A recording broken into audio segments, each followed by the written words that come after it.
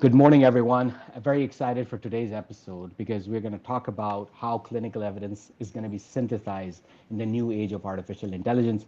As usual, very grateful to our experts here at Marks, who always talks about how to bravely go where no one has gone before. When I see him, I feel about Star Trek. And then the idea is essentially adding new forms of intelligence and then how to really implement it. His guidance is always important for practical purposes.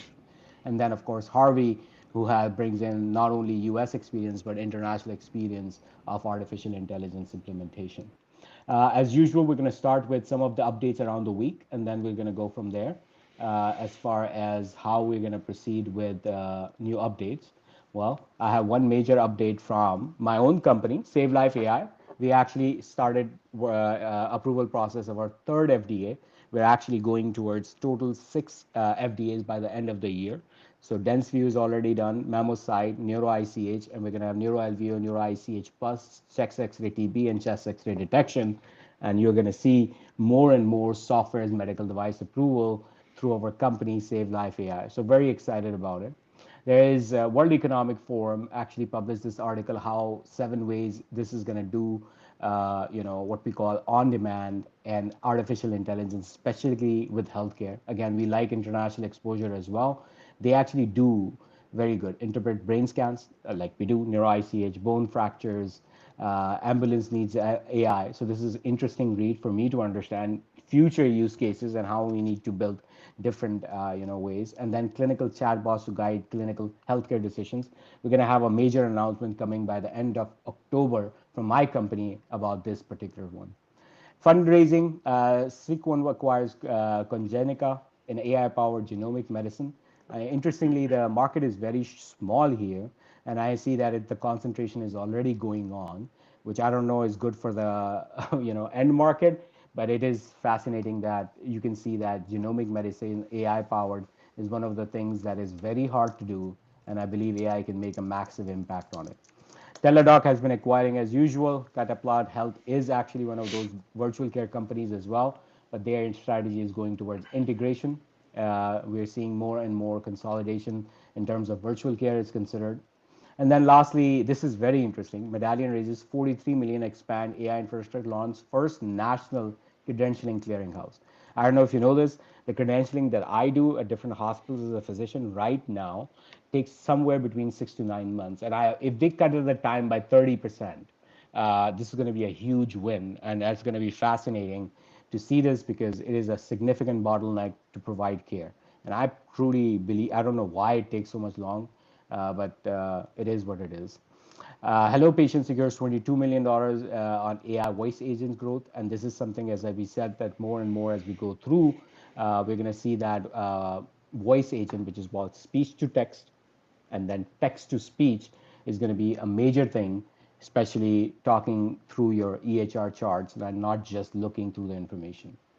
And then, of course, Anthropic released this fantastic economic index tracking AI's role in US and global economy. And then as you can see that they were able to tell you exactly who is using what and then going from each state by state. I reviewed the whole thing. I love it, the way that they have explored it. 30 countries share global cloud usage. Of course, US comes, as a usage terms. But Anthropic AI usage index was interesting. Singapore is actually on the second. Did you know that, Harvey? I don't know. No. If anyone who knows, Harvey is actually officially AI advisor to Ministry of Health for Singapore. So you really need to tell them because they're going to start questioning because we talked about moving from Dr. Google to Dr. ChatGPT. And if You're gonna have to send me that. I'm actually meeting with the Ministry of Health on Monday and Tuesday. I have meetings with them, so I'd love sure. to show them this stat. I'm sure they'll smile. Yeah, so this is just Claude, and if the Claude is there, which is actually a little less nuanced, people use ChatGPT more, so maybe ChatGPT is even higher. So I was like, and then of course Israel, the more education, the more usage. You can see Australia, New Zealand, South Korea, and then we have United States. And then it was very interesting to see this chart. For me, it was very odd. The second interesting thing when I was looking through this data is this that you, Harvey and Ed, always talk about: automation versus augmentation.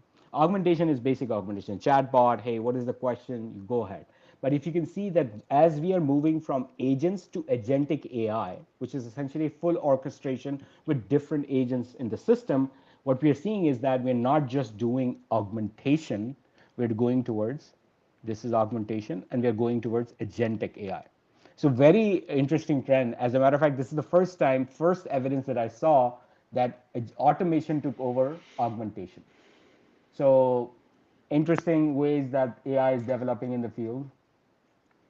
Yeah, but Uh, I, uh, I'm gonna call that one out. If this is by Anthropic saying that these are the countries based on their data, then who's to say what's the Grok data look like, and then what's the ChatGPT data look like, you know? And so I think in a way it's biased. I agree 100%. But it's still like it is still one of the second, third largest, biggest countries. But what I'm saying, biggest AI developers, it definitely gives some insights how the market is shifting. This was the most important one. I didn't realize that Mm. agentic AI is taking over as we go along.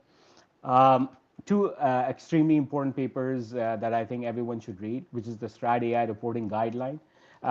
These guidelines for us developers are extremely important. We want to make sure that we are, adhering to some guidelines, and that's important. So very good read. Please make sure you go ahead and read that.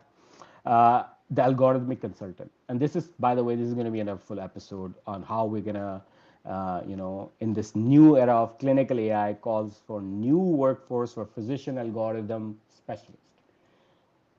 Harvey, this is getting crazy, right? And I don't Yes. know how you're going to tell CTOs that, by the way, you don't need just to hire physicians, you need to hire physician algorithmic specialists now. That's a very Yeah. interesting term that is going on. We, of all the learnings we did, we have prepared, something for our CIOs and CTOs. We're going to record separately and make sure that it is available for everyone. And I just want to give a big shout out to our own Harvey Castro, who has been in the top 30 plus AI health influencers. As usual, he is amazing, and we would love to invite everyone on the list to actually come and talk with us, as depending on their interest and specialty. So now we're going to set up what we're going to discuss today. Now, as far as our main topic of discussion, um, window, there you go. So, accelerating clinical evidence synthesis with large language models. And this is a topic that is very dear to me because we have been working on it secretly behind the scenes. And we truly believe that clinical evidence is far behind in the normal things. So let me set the stage. A stroke physician, the main medication was TPA. Believe it or not, NIH approved that through FDA with, I think, to only 250 patients or so. That's it. That was annoying. And then we realized it is way more better with what the clinical trial results were. Then we got a new medication called TNK, teneplectase.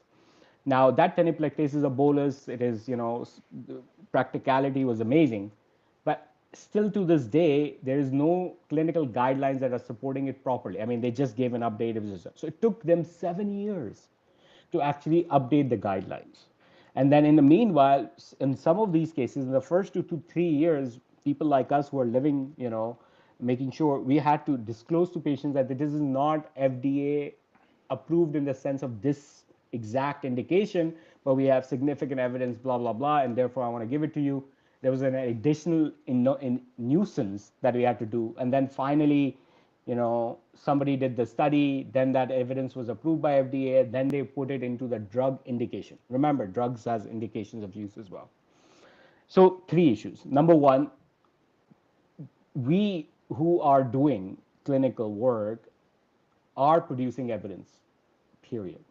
What we want to do is we want to use that clinical evidence on a daily basis to create actual, I don't know, publishable results, and then more importantly, affect policy change. So this article goes into an amazing way of how we can go ahead and do that. So first, Harvey can set the stage. Why do we lack so much in clinical evidence? And then Ed can set the stage. Why, from a CIO CTO perspective, what is the current sort of bottlenecks? and then we can go into possible solutions according to this paper. So Harvey, go ahead. Yeah. So let's just start. We'll just break this down for people that are not in this top space, like you and I are physicians, and we see it a little different.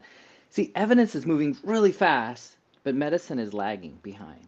And as a result, all this information is being thrown at us professional, healthcare professionals. But how do we discern? Is this something good? And what he just said is that if this medicine evidence comes in quickly, but we're not acting on our patients for years later because the guidelines, then the first question he asked me is, what's going on, Harvey? Well, I keep saying this a lot, but I really think part of it is culture, right? We are taught in medical school and all our professions that there's a certain steps. And when we get there, we're looking at evidence-based medicine. But the problem is there's so much data coming at us that there's no way a human being can read all of the data and then implement. And also there's data that's coming at us that might be bogus, but it might not be correct. So there's that objectivity. So if we act too fast, we may actually hurt our patients because maybe that evidence is quote unquote not correct, or it's not proven, or it's biased by, let's just say, a pharmacy company that's really trying to push that. So now we have to discern. And so how do we fix that problem? Well, it goes into this article. So I'll let you expand, and I'd love to see what Ed has to say. Yeah, it's super interesting. I was thinking about the old adage about bench to bedside, and back in the day it was 15 years. I think we've shrunk it a little bit, but not all that much, to the point that Junaid, you were making in the beginning. And I'm trying to come up with a clever phrase that I'm working on. AI to bedside, essentially.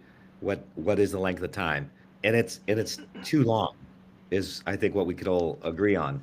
It is way too long. And yeah, there's this gap already that we identified. It's identified in the article in terms of all the research and all the things coming out of academia, and how we know it could like help change lives, help improve quality and safety. And yet we're going to see this lag. And why does that happen? So and so we talk about this quite a bit because we want to raise the visibility of this so that listeners can say, oh yeah, that's definitely what I'm experiencing, and here are some things I can do about it.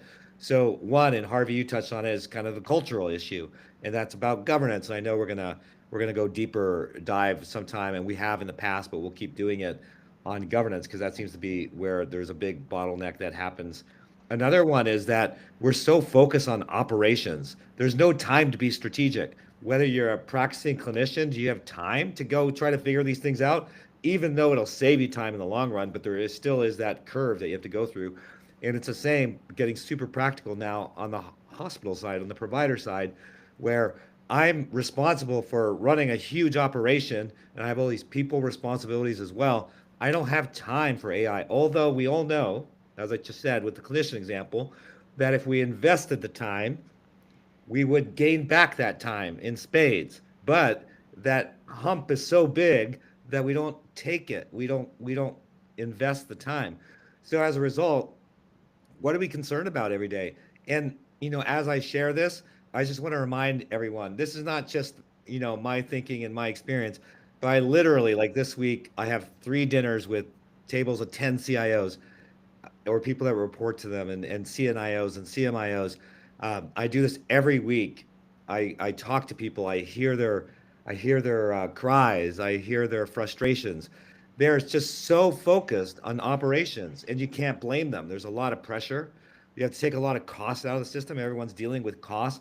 How do I take out costs? Where do you find the time to really focus on, man, we can really improve clinical quality, and not just clinical. We're very clinically focused on the podcast, but obviously there's many, many benefits operationally in terms of running an organization with AI. So that's sort of the conundrum. It's like, how do you cut through all of this and really take advantage? And that's, I have some ideas around that, but I've gone on a long, Nate, I've gone on a long rant here, so I'm going to stop. But certainly we can get practical. Like, what do you do to break this bottleneck? Yeah, that's a Beautiful. great transition. Junaid, what do you think? Okay, so number one, just looking at the study itself, they said trial mind, and the idea that they did was basically just a very simple one, what we call systemic reviews. Systemic reviews is essentially, you have a bunch of clinical trials. As the more and more evidence comes in, the synthesis of evidence, meta-analysis, and systemic reviews become much more faster available, and therefore referencing him is much faster, because when we develop clinical guidelines, then you do. So if I'm sitting on a call with, let's say, American Association of Cardiology, American Academy of Neurology, I mean, I've been invited times, but I did not participate because of my commitments. But what I'm saying is that the process is literally that we have evidence level A, level B, level C, level D, and level E, which is the expert opinion, but we use it, right? I mean, there's sometimes not evidence, but that's where my problem really comes in. What I'm saying is that at this point in time, when we actually have clear opportunity while I'm seeing patients to be able to extract data more properly, which is not a big deal for me technically. How do I make sure that it is available in a way that is publicly and that is usable? And this is exactly what Ed said. It is the word governance. That's number two. That's number one, the governance portion, in my opinion. And believe it or not, it is more of a user experience front end problem rather than a back end figuring out how to extract data and make it usable. That's really truly what he exactly said. This is mainly of a governance problem. The number two problem that I see is exactly what Harvey said. Like, how do we control for longitudinal problems? What longitudinal problems mean, in my opinion, is that I treat a patient today with the best judgment. And we're not gods, we're not prophets, we are just human beings. Of course, we will have some non-human intelligence soon with us, which is going to make us better. But what I'm saying is that there is it's like it is life. I mean, that's why we have protocols. That's why we have everything done. So the idea is that we are going to get better. But the problem is that I need to know consistently, uh, you know, uh, perfectly on a actionable basis what the patient is doing. As a matter of fact, the project internally, I'm just going to share it now. It's called Patient Longitudinal Adaptive Summary for Medical Assessment. Plasma, we're calling it Plasma. And the reason that we are actually developing this technology is exactly what Harvey said. Every single point of touch, because it's, again, we call it the curse of medical literature, because we have genomic data, omics data, trial data, insane amount of data. With now Apple Watch is going to give you hypertension data. So what are we going to do? And again, my veins and my blood vessels are very different. Actually, I'm a little, or biologically, I'm actually older than Ed as well, because he's fit as a cycling and everything.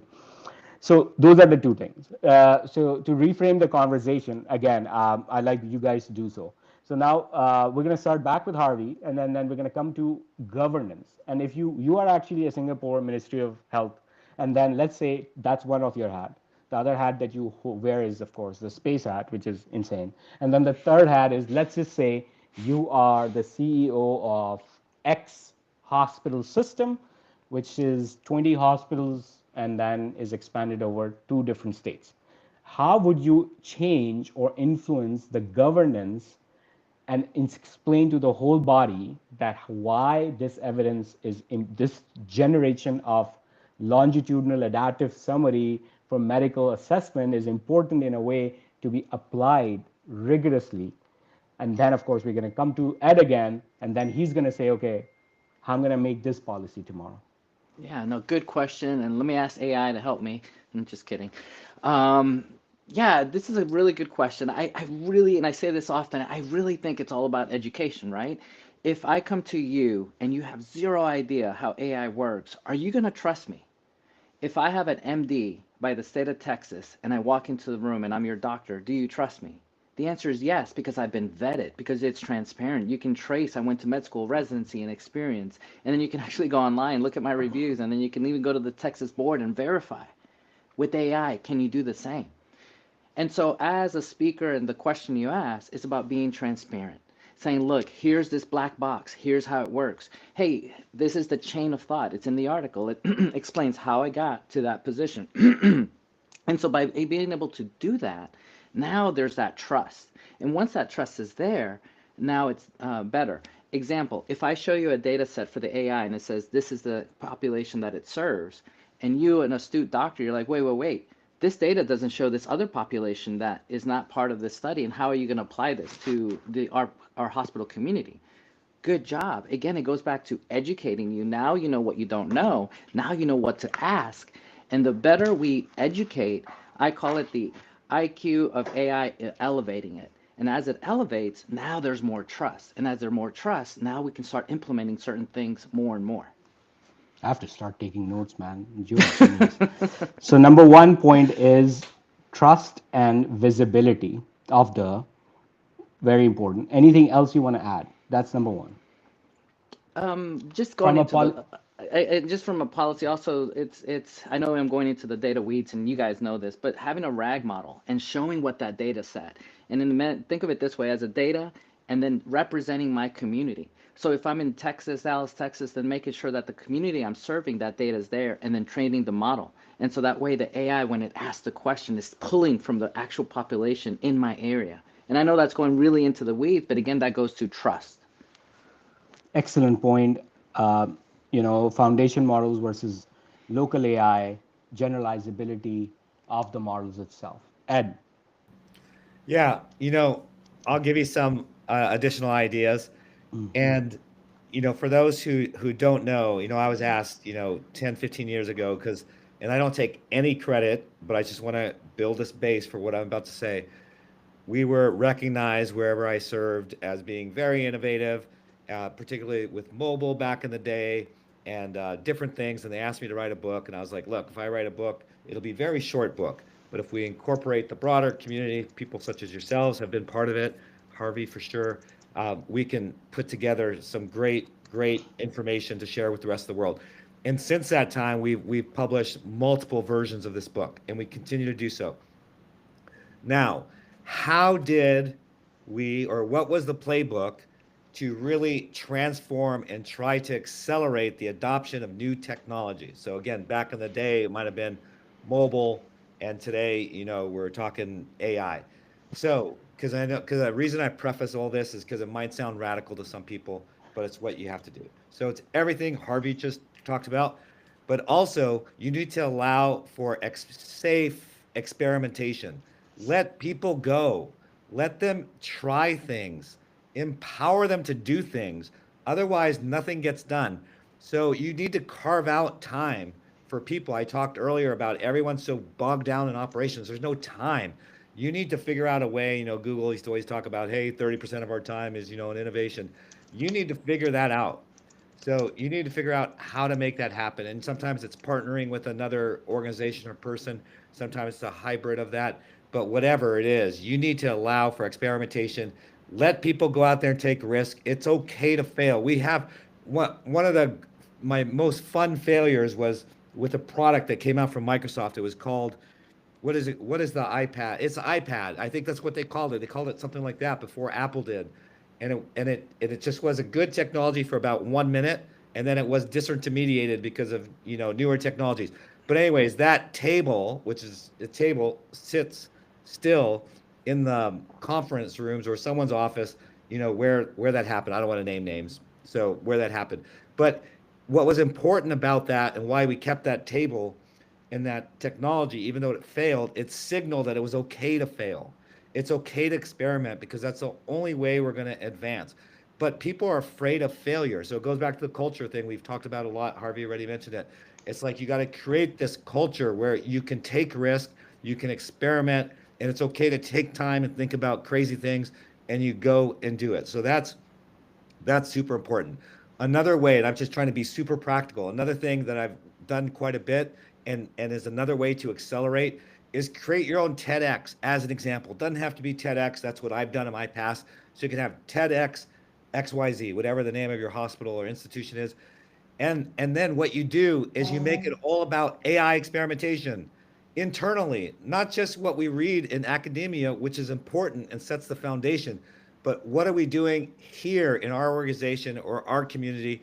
Have a couple, external speakers like yourselves come in, kind of like, kind of showcase what the art of the possibility is, but then people from your own organization. That's what we did, and then we funded. So we had a contest as part of it, and we funded the winner.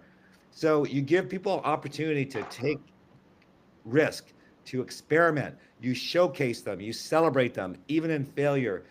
That's how you get stuff done. That's the only way. And otherwise, we'll just be talking about this for ad nauseum, and we're gonna miss out because this is what's gonna happen. All right, I'm gonna drop a little. I'm gonna throw a grenade on the table here, Junaid and Harvey. We don't have to jump and cover it. We can just let it fester there for some future episode. But if we do not take hold of this, I believe, if we do not take hold of this, there will be what I will call concierge AI medicine. Hmm. No, I don't need to go to a physician except in, very acute cases. I can get all my primary care done with AI. It's coming. I think we know enough to know it's already possible. Other people listening probably like, maybe in a year or two, whatever. The time is ticking, and we will disintermediate hospitals, and it'll disintermediate practice as we know it today. So that's why we have to take hold of this. We should be the ones, we being like provide. If I'm speaking for provider side, we should be the ones leveraging concierge AI, making it happen. That's the type of risk I'm talking about. Why not open up a practice? One practice that's concierge AI, not concierge medicine like everyone knows about, which is pretty successful, but it's limited to just people who have a lot of extra disposable income. This is to the masses because it's AI. It costs me $100 a month or $100 a year for my subscription. And you all know this. I could go on forever. But anyways, that's what I would do. Those 3 or 4 steps I outlined, those anyone can do. Oh, here's one final one because we've touched on this a lot. So as much as I believe in governance, really important, that's what kills us is too much governance. And that's why I said allow for risk, allow for experimentation. You overgovern things, and that's why healthcare lags. All right. Sorry, I've Perfect. had That was No, you're good. absolutely right. So let me give you, so number one, trust and visibility. And then the number two is generalizability that Harvey suggested. So just to let you know, we are, of course, I just announced 2 FDAs. So within the last FDA process, FDA now actually requires me to actually give additional information about the models, and then that needs to be public. So and this is all for vision. By the way, nothing's for large language models, NLP side. It's all for vision. So right now, it has been implemented, by the way, Harvey, according to the latest FDA guidelines, as you suggested. And now we have to provide actually data on trust, visibility, and generalizability. So FYI, at least on the vision side, we are getting there. Unfortunately, on the large language model, and it's insane. I don't blame FDA because how do you even do this? I mean, it's hard for me to sometimes catch up with the number of enhancements that happen on a weekly, sometimes daily basis. So that's one thing. Now we go to Edward Marks, and I just want to reiterate his one thing, which is the goal is essentially creating the word that White House AI action plan uses: safe AI sandboxes everywhere, including healthcare. As a matter of fact, if you look at the AI White House AI action plan, I think Edward was part of it, I believe, because that's exactly that the word they use is sandboxes, sandboxes, sandboxes. And the idea behind it is that you need in your governance structure, there's a complete area in which you have what we call data source combined, in which that converts into a sandbox. And then the idea is that you always a partner with an AI company. I mean, I'm just here, so I'm going to say mine. And the idea is that you actually go ahead and produce internal results. Again, looping back exactly what Harvey said, local results are extremely important and pivotal for success. So, just to give you some of the readings that I've been doing, and the second thing that you actually really added to the mix was that Ed, sandboxes, partnerships, and last thing is actually courage. And I'm just, it is hard as a clinician. I mean, let me just remind you guys, if you look at the actual symbol of AMA, it is actually a snake. I don't know if you know this. Medicine evolved from snake oil, right? If you do understand this, and so I'm very careful. I mean, the history suggests that people are selling snake oil, so that is an AI could be one of those. So this is so important. Even if I have FDA approval, I would like you to actually put it in the integration, do the maths internally, and then actually apply it, because that is way more important to me also as a clinician to apply AI ethically, practically, and safely. So now we talked about trust, generalizability, sandboxes, operational, and governance. Now I want to talk about that from a pure clinical basis. That, for example, how do you mandate? Because the, I'm just going to be honest with you, right? Because the last thing that Ed said is that find time. I'm just going to be honest with you. Do you really think somebody's going to find time until it's mandated? So now the question is that one thing is to actually hire a chief innovation officer that's $1.5 million per year, and then he's going to do this, and he's going to have a demand, which is going to be another $10 million team. And then let's just be honest, that's not happening. But let's say Harvey is like, Singapore government, Ministry of Health, and then he's going to say, okay, here's the process that you're going to go through in a small country, which is Singapore. That's fine. Which can be actually exactly, let's say, in my backyard, I suppose. Ascension is here and Baylor is here and everything, which is equivalent, by the way, in terms of girth and size. How, either you're talking to Ministry of Health or you're talking to this. How practically will you say, okay, X number of dollars needs to be done because you're going to save 3X in the future, and then X number of people needs to be done, and from a practical perspective, how do you mandate everyone? Or same thing that he said, like the Google thing, 30%, that Junaid Kali is a director of neuro ICU, but he needs to spend 5 hours in 6 months to evaluate X thing. So Yeah. what would be the exact drilling down to the nitty gritty details? As usual, Yeah. we're going to start with Harvey, and then we're going to go with. Actually, I'm gonna pass because I can see Ed about to jump out of the Okay, screen. So go let ahead, Ed Edmund, go. go ahead. He's got like a Edmund million loves things he this. wants to say. So let him go. I think the worst thing, and I love all these people in these roles, it's not anything directed against them. The worst thing you can do is hire another chief. All that does is create more bureaucracy, more obstacles. I mean, it sounds good, but man, it's what I think we wrote about it in this book called Healthcare Digital Transformation in 2020. If there's one thing that has kept us from transforming organizations with tech, including AI, it's way too many chiefs.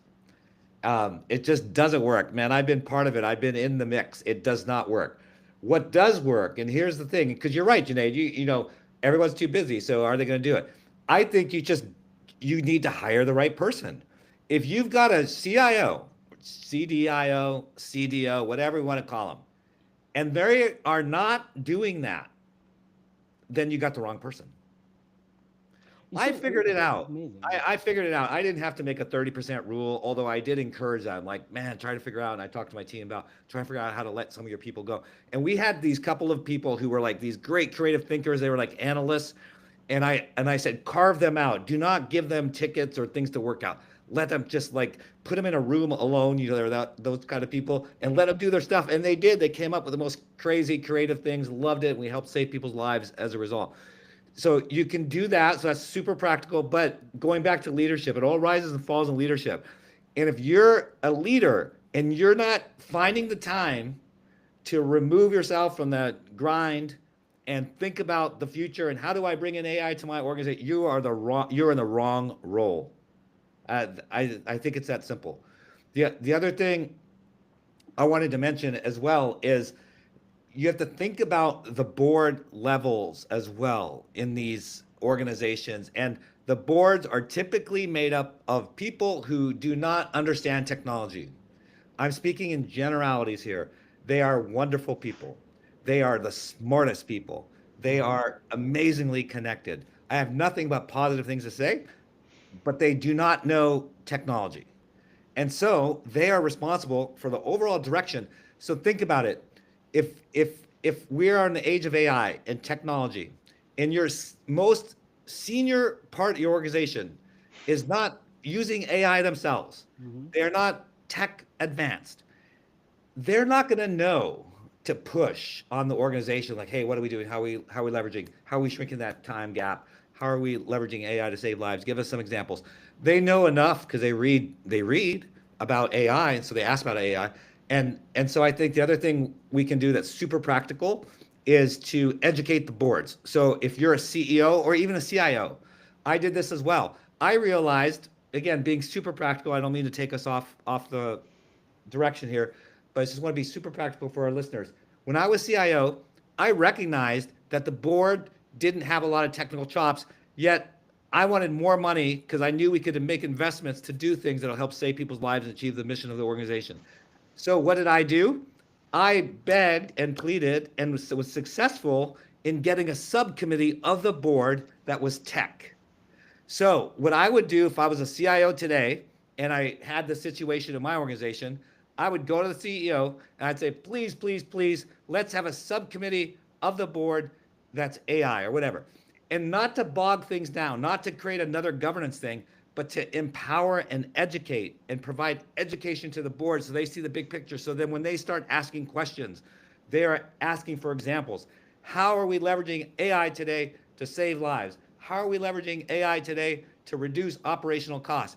When that happens, then you'll see the CIOs or other leaders who might be too bogged down on operations to embrace all this new capability. Then you'll see them starting to embrace it. So hire the right person. If you don't have the right person, you need to move them out and bring in the right person. Are they passionate? That's how people find time. You know this because you're both wired the same way as I am. How do you find time to do all the things that you're doing extra in addition to your day job? Because you're passionate about it.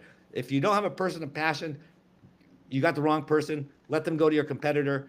Bring in a person of passion. And then, like I said, at the board level, educate the board. We talked a lot about tools, how to do that. And I think I'm done. Sorry. I love Yeah, I your knew it. passion, man. Good So job, bud. Good speaking job. of right person, now this is very interesting to me. So Harvey Castro is an ER physician, right? And he is, of course, an AI guru, but he is now hired by a space company, which I'm just going to be very honest with you. I mean, he's a good friend of mine, but it boggles my mind. What the hell happened? And that's the problem that I realized. It was when I'm actually hiring the true potential is because knowledge is now everywhere. You just find X prompt properly, have a deep dive, wide research from an AI, and you can summarize multiple books in minutes. What exactly what you're saying is that leadership needs to bring is that right person who's passionate. So I'm going to let Harvey talk about passion, leadership. He talked about board members. You talk about ministries, and then let's just say what your opinions are. Yeah, I'm blessed that I was in a leadership role, that I was able to start a company from 0 employees. We grew it to 400. But part of that success, or all of the success, was the team that was around me, the leaders around me. But more importantly, we made sure to pick leaders that led by example. Case in point, I would walk into the emergency room, and if I saw that bathroom dirty, I wouldn't say a word. I'd just go clean that toilet. And then it spread through the company that, oh my God, the top founder, the doctors cleaning toilets. And it just set the precedent that doctors and everybody was like, no, this is important for this organization. I know that sounds minor. In the AI world, to Ed's point, we need to educate our leaders, educate our C-suite, our board members, so that they become the leaders, so that everybody understands it. And so number one is that passion that you're hearing my voice is because at the end of the day, it's not about the doctors and everything else. To me, it's about the patient. What can we do to make the best experience for that patient? And to me, I truly believe, you look at my TED Talks, all four, it's that passion to serve, that passion to give, and that is what is making me successful. Now, am I looking for a paycheck? I'm not. It is truly, how can we do this? How can I educate my leaders so that they can leverage, so that one day that organization saves a life? Beautifully put. I'm just gonna give a couple of thoughts. As far as the leadership is concerned, it is actually very hard to find the right person, and then this kind of transformation is extremely hard. It is actually sometimes heartbreaking. As a founder, I can tell you, I hear 99 times I hear a no as compared to one yes. But that one yes is extremely important because that one yes is now converting into 20 yeses. And to be honest with you, it's hard for us to keep up. But what Ed also said is that and Harvey suggested is that board members, even though CIOs, CTOs, you need to go above that because interestingly, they are made up of essentially regular people, patients, hockey players, school principals, and all of those people. And they need to see examples. And then again, of course, me and Harvey are available with Ed to actually show them because we have internal experiments going, right? That I cannot show to public, because of whatever. And then, of course, we need FDA approval and all of that and regulatory and everything. We are happy to come and show you these guys that what really is changing. It's insane what we do in our sandbox here, because that's what we do. We run 10,000 experiments a month to actually figure out exactly where the niches where we can bring value. So that's extremely important. Now, coming back to the question at hand, so I just want to bring it back to that. My problem is, as a clinician, is that I am making evidence, in my opinion. Now, that is not clinical evidence, that is patient evidence. How do you make it automate from a practical purposes that it becomes accessible, not to like everyone, but at least in a sandbox? And let's say system X is treating patients, system Y is treating patients. How do you actually make sure that we leverage AI and then make sure a sandbox that can communicate? Because what Harvey suggests is very important. We need to make it generalizable too. I mean, there's a whole thing called stroke belt. Go search it up. Like, you're going to see that there's literally a place in the United States called a stroke belt. And it's very different demographics as compared to, let's say, Wisconsin or Texas or California, or, Ed is a different example in Texas because he really bicycles and everything. I mean, you can see my fat tire. So the question really is that how do you synthesize and clinical evidence on a practical basis? And let's say if I am going to talk to the board member tomorrow, what is the 3 things I need to say? Anyone can go ahead. Ed, you do this all the time. I want to hear your 3. Well, for one, I'm just talking within a health system, a practical thing, and then and I can speak to the board part too. A practical thing, and I was just taking a note on it, is the CIOs in the past, the traditional CIO, the conservative CIO, would not allow access to systems to people who wanted to experiment. Oh, security issues. Oh, PHI issues. Oh, they throw up instead of like figuring out how to deal with that, they just throw up all these roadblocks and say no. And that limits this experimentation, this risk, the sandbox we've been talking about. That's why I'm big into the sandbox concept, where you need to give them all that data, give them the access. I love, I think we all know our friends over at BrainX AI. And that started, in the building next to my office. Bunch of super smart physicians like yourselves, all with these great ideas. And they were, after hours, they would see patients during the day, and after hours, they were like programming and developing AI, and then they would share with one another, and I got to go be part of that community and just learn. And I did everything I could to make sure they had any access they needed to data in a safe way, so that they could keep on experimenting and figuring out new ways of leveraging tech to save people's lives. So, and that's what's lacking in many organizations, is there's not a willingness to do that. So I think just on a practical, like for our listeners, is like, if you are in the hospital, make sure your CIO, your tech people are opening up their systems in a safe way, but make sure they do it to allow this experimentation, to allow this sandbox. I think for the board, there has to be, I would have a board subcommittee for technology or AI, whatever, but not one that is another layer of governance that stops things. This is really more about, hey, making sure stuff is happening. And it also opens up an opportunity to educate, because it's hard to get time on the board agenda. Board time is very limited. It's very sacred. So how do you get time on the agenda? Well, if you have a board subcommittee, that means that there's routine report ups to the board. That gives you time. It gives visibility. And then you do all the things. So volunteer. Say, look, I want to share with the board and provide an educational session on AI.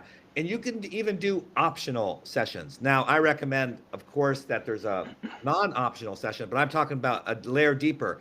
And if you put it out there to the board and say, hey, we did this 1 hour session today on AI, we're just kind of scratching the surface. If you're interested in more, and I bet you 80% of them will attend, you can do like mind-blowing things with them, and then they become your advocates, and they put the proper pressure on the CEO and others in the leadership, and you're going to get the funding you need. You're going to get the attention you need. If you do not do that, it's not going to happen. I can tell you because I'm a board member of health systems. This is how it works. And none of the boards that I'm familiar with, I'm sure there are, have a super active component like this. So again, I was just being real practical. I gave you one practical thing, like if you're a CIO, open your systems, democratize. That's how innovation will happen, and be involved yourself. So like the BrainX community I talked about, it's like I wanted to be involved. I wasn't as smart as them, so I went there to learn, but I made sure they had all the resources that they needed and gave them the executive support. And the second thing is open up, work with your CEO, open up this board level capability, because this is the future. We know it. It's AI. It's how could you not have that be the top 3 priorities that a board is dealing with? All right, those are my 2 recommendations. Love it, man. I'll obviously echo what you said, and on top of that, say my favorite phrase is we need to work backwards. Let's look at what are the things that we need to do in our hospital system. What's the low-hanging fruit? Because we need some wins, right? So I would tell the CEO, like, let's work backwards. Let's figure out what is some low-hanging fruit. And then obviously on the business side, they're going to be like, we need return on investment. So let's really dig in on what are the lowest things that we can do that won't cost much, but really will show some return on investment. That'll do 2 things. We've talked about it over and over. It will influence the culture because the staff, the team, the doctors, everyone involved will see it and say, okay, this is not as threatening. It goes back to my earlier point. It's about educating, trusting, and now we've established a level of trust. And now once we have that base, now it's a lot easier to move forward. And then if you really want to go into the weeds, obviously we would create a plan and then we'd get approval and all that stuff. But I think from this point, this is good. I'm happy to say that tomorrow morning, I'll be in Ohio speaking to a healthcare system. And this is the reason I mentioned this example is what this healthcare system did. It's a retreat only for the C-suite. I'm involved. In the first hour, I'm going to be presenting my ideas AI in healthcare. And then after that, we're going to go into a brainstorming session on how I see their healthcare system, what are those low-hanging fruits, and then how the things that they're already doing in the culture, and we're literally going to be working session together. And I'm really excited because at the end of that session, it's going to be mind-boggling because one thing I always say is we don't know what we don't know. So I'm going to influence ideas, inspire them on things that they can do, and then they're going to come back to me and say, here's what we can and cannot do. See, this is what we need. We need to embrace this type of culture and bring in these types of leaders. Beautifully said. You know what? I prepared a presentation that we thought we were going to make it a separate recording. I think I should just go into it right now. And then what I realized from all this discussion is that freaking presentation is very incomplete. So you guys always kill me, man. So what we have been discussing for the past few episodes, and I just wanted to put it into a practical advice, and then the idea is that how do you actually manage it? So again, thanks to you both, I will be updating it, but I think it's better that I show it here so that the framework is defined for everyone. And then again, clearly, I think I need to add board members, educational guidelines, etc., and then make sure that there is what we call sandboxes and piloting. And those are the 4 things that I need to add in this presentation. So please, and that I'm never ashamed of learning. I love this, to be honest with you. And I basically build in public. And the idea behind it is that you teach me, I teach you, and then we move forward. So initially it was framed as, how to select vendors and partners. And that's one of the things that we want to make sure that we understand completely, that it is extremely important that CIOs and CTOs take that lead on how to actually do also sandboxing. But let's just say, one of the key things that to realize that artificial intelligence is an immense opportunity. If you properly put a dollar into it, the ROI in clinical efficiency is this. Operational excellence is amazing. Quality outcomes are huge. For every $1 you spend, there's clear evidence now that it's going to return you somewhere between $3 to $4. And as a matter of fact, the market growth is going to go from 27 billion to 613 billion. It is just the US market that we are talking about. It's so much better as far as immense opportunity. And then the problem that he said, the problem again is the mindset challenge, right? People are thinking of vendorship. You do not do that. You have to think of partnership. You do not think of just products. You have to think behind the company. Because my product had been significantly improved by 6 different physicians who have tried it and then improved it. And then actually, my clients had improved my product so much. So a company can improve the product, but if you just look at the product, then it will never improve. So that it's important that you understand that. And then, of course, think about the journey, not the destination, because the point always is that this is an evolving technology. And some of the things that Ed has been saying and Harvey has been saying in terms of essentially sandboxing and everything, you do understand that EHR and EMR adoption is a journey of 6 to 18 months. It is not one time. So think about AI transformation as a complete technological transfer as well. When you went from paper charts to digital charts, now you're going from digital charts to AI charts. And that is a transformation that takes time. It doesn't go right away like this. So you have to choose properly. Within the last few episodes, Ed has been talking about AI champions. And then we have discussed this paper as well, and I really truly resonated with me that it could be a board member, it could be an outsider, it could be a patient, it could be a nurse, it doesn't matter. But you have to define essentially an AI champion for that particular problem solution. And that person's role is to understand what is the strategic alignment, because they are going to look at multiple solutions, but they need to find what the strategic alignment is. And that's where executive sponsorship comes in. And I think that's where I think a board member will fit perfectly, Ed, that you are actually going to have an executive sponsor. And then you will do multi-stake risk assessment and then impact value.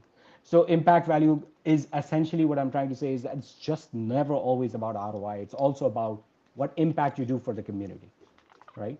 Because a lot of it is nonprofit too, and you, as a hospital system, you're responsible for producing impact and value. So the framework for decision makers is always think about security and compliance. What is the integration pathway? What is the clinical workflow optimization? Then you're maximizing return on investment. Always look at strategic partnerships and always look at innovation as well, which is multimodal AI capabilities that I believe is the future from a technical perspective. And the team that you build is, again, the AI champion is always on the top, as Ed and Harvey and have suggested. And then they assign specific roles and specific questions, very small, bite size. So it is achievable. Again, time is always an issue. If you give them, evaluate this, what is it? I mean, they'll evaluate the universe, evaluate the earth. It is so hard. I mean, I am a director of neuro ICU. I was one. And people come and say, okay, do this. Like, are you kidding me?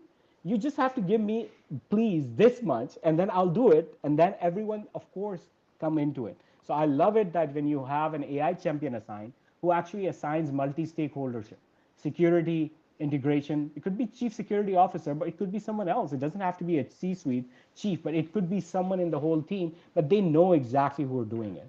Chief IT officer, chief medical officer, chief finance officer. And I use the word chief innovation officer, which is, by the way, rare. What do you think, Ed? There are enough CIOs, chief innovation officers in hospitals, or no? Or you don't like the word chief, but let's just say for the I don't. I only think you need someone like that if you're so far behind the eight ball that you need to someone to take that proverbial, like I mentioned earlier, hand grenade on the table. Everyone should be doing innovation. everyone should be doing it anyways. I love it. And then one last thing I learned from, again, Ed and Harvey here, make sure you bring it back to the patient or patient representative. It could be a family member, it could be a spiritual advisor. You just always want to make sure that this happens in a cocoon where patient actually exists. Uh, Again, I really want to concentrate on the word between the word vendors and partners. And I see all of them, I want to be your partner, but exactly what are you going to do? I don't know. So that's the problem, right? If you do choose proper vendors, they come and talk to your boards. They come and talk to your C-suites. They go to these retreats like RV is doing as we speak, like Ed is doing constantly. They are actually pushing that. Those are partners. Think about your partner, right? Your life partner. You don't like them sometimes. And you love them sometimes. It is, think about it. The word partner is literally gonna be love-hate relationship. It is not gonna be simply what we're talking about. I'm just gonna always think about that why cybersecurity is extremely important, what points are important, seamless integration, how do you do bidirectional workflow. These are some things that we wanted to educate people that when they are evaluating, they need to understand how the clinical workflow optimization requires human AI collaboration, workflow centric, and then there is this transparency that we have always been talking about. And then more importantly, training and adoption is basically education, right? So you have to make sure that these processes are followed. Again, think journey not destination in terms of this going from paper chart to digital chart to basically an AI chart.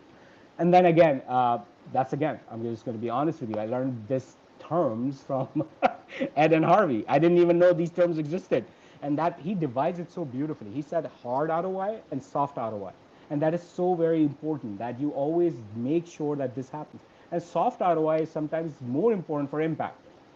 Decrease iteration, decrease this, because you cannot plan any expansion of your stuff because your radiologist keeps leaving or your nursing staff keeps leaving. So sometimes just iteration is so much more important than actually hard ROIs because you cannot expand your services in the first place.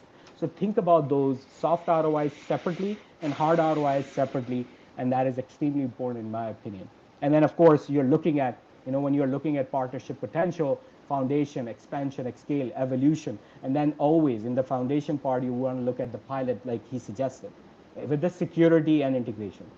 We just talk about this truly right now for the whole system so that we understand like how do we really implement this in the future. And again, I truly believe that the future is small and multimodal, and I truly believe that I work with companies that have this approach, right, for essential data streams. Again, remember, healthcare is insane. It has this longitudinal problem which nobody has a problem, and then the second problem is this. So the data is huge, and you need to partner with companies that can take you, grow with you as and then maybe invest in those companies, by the way, because that is very important. Not just data is an investment, piloting is an investment, making sure that money is an investment, whatever that case may be. The idea is that you always support innovation in a safe, pilot, secured way as you go along. Now, of course, I'm not going to talk about Save Life AI, but we are high trust cybersecurity framework. We have different connections. We have workflow enhancements. We truly calculate soft ROI and hard ROI. And then, of course, that's how we put implementation. We provide an implementation plan because we want to make sure it is a journey, not a destination. We have multimodal AI capabilities, and that's why we are championing AI. But again, this is another small areas that I wanted to make sure that people have. Like what 5 questions. Make it simple. What 5 questions that do they need to answer? The key evaluator. What 5 questions does these people need to answer? What 5 questions does chief medical need to offer? What 5 questions the chief financial officer and chief team needs to answer? And what other like CEO needs to answer in terms of strategic partnerships and excellence? Make it biteable. Everyone has a problem with time. Make sure that you use everyone's time appropriately, and then you can literally score them, partnership score. And this will provide, a significant amount of what? Trust. That is the key point, right? That's what we keep saying about that trust is so important. And once you develop a strategy and a framework like this and you are scoring them for everyone, then what happens is that's what exactly Harvey said from the beginning, that it develops what we call trust. So again, now I have to add a few things. So now grill me, guys. I will let Ed start. No, I think everyone that saw you put up that framework there, those first few slides, they're going to want copies of those slides because it's really good. You've taken a lot of what people are struggling with and put it in a nice framework. So, I was recently, I've said this before, but just for listeners that might pop in and out, I spend a lot of time in hospitals every week. And last week I was at again, I try not, I remain generic on purpose because I never explicitly ask people for permission to talk about their particular institution. But it was a very high-end academic medical center, and they had a very nice structure like you're talking about. And almost everyone else in that room who were from hospitals in that city, they were all like, I need a copy of those slides because most people don't have the framework articulated. So bravo to you, Junaid, for articulating a great framework. So I like it. I believe in it, and I love the whole partnership versus vendor mentality and the honesty that it's not always going to be roses. Nothing is. But it's funny. We have that expectation though when we work with vendors, and partners. It's got to be perfect. What are you kidding me? Show me one other relationship in the life that's perfect. Love. Thank you. Yeah. We need to record this live. Yeah. So I loved it. Great Thanks, job. Ed. Like, I really appreciate you sitting through this. And then, of course, Harvey, you're going to Ohio, and I think you'll be using some of this anyways. Yeah, no, I definitely will. I got to make sure you give me a copy. Mhm. We'll definitely talk. For my feedback, here's the beauty, right? It takes a village. You coming to listen is part. You're part of our village. We want to educate, but we're not educating. You're actually teaching us as well. It goes both ways. As you tell us your comments, your discussions, and say, "Hey, my institute has X, Y," it gives us a minute to think about it and be like, "Okay, I hadn't thought of that factor." So know that this is a fun village. Know that on Tuesdays we will release a summary of this, and it'll be condensed, and it'll be on our Substack. So we always forget to say that, but make sure you follow us on Substack. Make sure you follow us on YouTube. Make sure you follow us individually as well. It really helps build our community, because by you recognizing us, then others will be like, wait, these guys know XYZ, maybe I should follow them. And at the end of the day, now that you've heard us, you know that our heart is to serve and to educate and to elevate this AI in healthcare. Today's podcast has been gone for an hour. I'm gonna today stop, and we're gonna discuss next week physician AI consultations. And the idea behind that is that we're gonna primary care. By the way, I just forgot. And you're absolutely right. Primary care is gonna be the first big domino to fall from AI. It is going to be insane, and I will show you some of those examples personally. Even education material for personal, primary care is going to. But the second part is going to be how how do you that primary AI primary physician is going to call essentially what we call human AI consultant, and not just a human consultant, because you need that patient plasma, what we are developing, patient longitudinal adaptive summary that goes to that my brain and then push it. So Ed, normally we finish with Harvey, or whoever wants to say, by the way, but I'm gonna let Ed close today. All right. Well, I'll just say one thing before Ed Sure. closes. Next week, I would love to come, but I'm going from Singapore to Morocco to do another talk in Morocco. So unfortunately, I won't be able to make it, but I'll be there in spirit, and I'll definitely be commenting, because I may be on the plane commenting. So Ed. Yeah, Beautiful. no, we'll have to have a guest star on the show, and that might be the way to end today. Junaid is put an offer out there to Sure. others who are interested and have something valuable to share. You know, we're always open to having a guest, and so reach out to Junaid, and we would love to hear your voice as well. So thank you for listening and being part of the show.